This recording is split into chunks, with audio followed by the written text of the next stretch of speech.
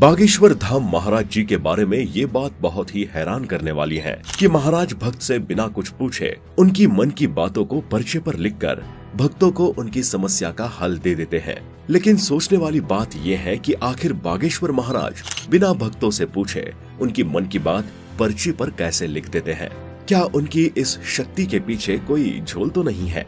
अगर आपने इससे पहले बागेश्वर धाम महाराज के बारे में नहीं सुना है तो फिर आपने अपनी जिंदगी में क्या सुना है। बागेश्वर धाम वाले महाराज का असली नाम धीरेन्द्र कृष्ण शास्त्री है और इतनी कम उम्र में इनके पास कई ऐसी दिव्य शक्तियां हैं जो किसी को भी चौंका देने पे मजबूर कर देती है। इन्होंने अभी तक हजारों लोगों की समस्याओं के हल बताए हैं और अगर ये गलत हल बताते तो यकीनन अभी तक इनका भांडा फूट चुका होता। लेकिन ऐसा कुछ भी नहीं हुआ और ये इसका प्रमाण है कि बागेश्वर महाराज जी के पास सच में दिव्य शक्तियां हैं।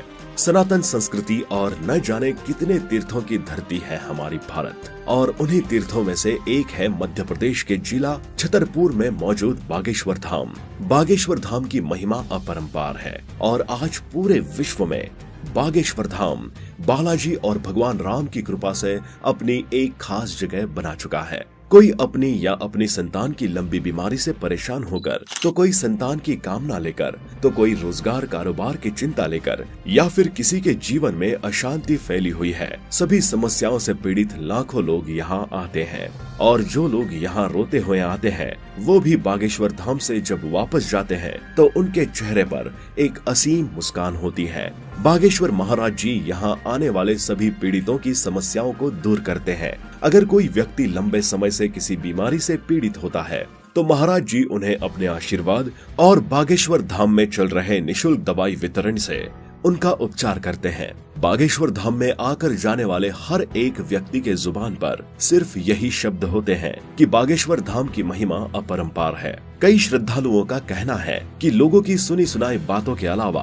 आपको खुद यहाँ आकर अनुभव करना चाहिए। जब आप यहाँ आएंगे तो आपको खुद एक दिव्य शक्ति का अनुभव होगा जो आपके जिंदगी में खुशहाली भर देगा। अगर आप भी महाराज जी के दर्शन लेना चाहते हैं तो बागेश्वर धाम पहुंचना बहुत आसान है। मध्य प्रदेश के छतरपुर जिले से बागेश्वर धाम के लिए सीधे बस मिल जाती है। बागेश्वर धाम महाराज की महिमा और लोगों द्वारा उनके ऊपर अटूट विश्वास का आंकलन आप उनके दरबार में मौजूद भीड़ को देख के ही कर सकते हैं। बाबा के दरबार में मौजूद ये सभी लोग भारत के अलग अलग राज्यों से यहाँ इकट्ठा हुए हैं।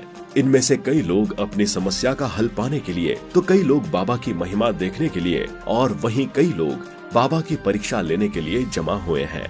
कई लोगों ने भरी दरबार में बागेश्वर महाराज जी की परीक्षा लेने की कोशिश की है, लेकिन महाराज जी उन लोगों के सवालों का ऐसा जवाब देते हैं कि दरबार में बैठे बाकी लोगों का विश्वास उनके ऊपर और ज्यादा बढ़ जाता है। एक बार दो लोग एक पर्चे पर बहुत सारे प्रश्न लिखकर बागेश्वर धाम महाराज के सामने बैठ गए। उन दोनों के मन में सिर्फ ये चल रहा था कि देखते हैं महाराज हमारे पर्चे में लिखे सवालों के जवाब कैसे दे पाते हैं। लेकिन बागेश्वर महाराज जी ने अपनी दिव्य शक्तियों से पहले ही उनकी मन की बात पढ़ ली और भरे दरबार में महाराज जी ने उन दोनों से कह दिया कि जरूर तुम अपने साथ एक पर्चा लाए हो और उस पर्चे में लिखे सवालों से तुम मेरी परीक्षा लोगे। महाराज जी ने हमेशा की तरह एक पर्चा लिखा और उस पर्चे में सामने बैठे दोनों लोगों के वो सवाल लिखे थे जो वो बागेश्वर महाराज जी से पूछने वाले थे। इसके बाद महाराज जी ने बोला कि बागेश्वर महाराज जी की परीक्षा नहीं लेते, कान पकड़कर माफी मांगो और तुम्हारे ऊपर हमारा आशीर्वाद रहेगा। बागेश्वर महाराज जी मदद मांगने आए श्रद्धालु की समस्या और उनकी मन की बातें पहले ही एक पर्चे पर लिख देते हैं और पर्चे में लिखी हर एक बात बिल्कुल सही होती है। बागेश्वर महाराज जी अपनी दिव्य शक्तियों की मदद से बिना श्रद्धालुओं से पूछे उनकी मन की बातें और उनकी समस्या पर्ची पर लिख देते हैं।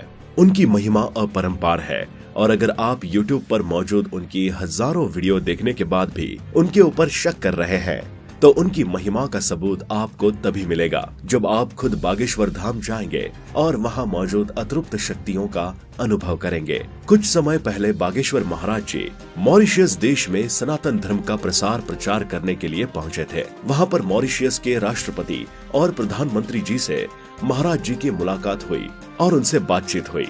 मॉरिशस के राष्ट्रपति और प्रधानमंत्री ने बागेश्वर महाराज जी का भव्य स्वागत किया और उन्हें भी यकीन हो गया कि महाराज जी के अंदर सच में दिव्य शक्तियां हैं। 4 जुलाई 1996 के दिन श्री राम कृपाल जी और भक्तिमती माता सरोज के ब्राह्मण परिवार में एक दिव्य बालक का जन्म हुआ। उन्होंने उस बालक का नाम धीरेन्द्र कृष्ण शास्त्री रखा, जिसे आज पूरी दुनिया बागेश्वर महाराज जी कहकर पुकारते हैं। बागेश्वर महाराज जी बचपन में एक झोपड़ी में रहा करते थे। उनका बचपन इतनी ज्यादा गरीबी में बीता है कि उन्हें ठीक से 2 वक्त की रोटी भी नहीं मिल पाती थी।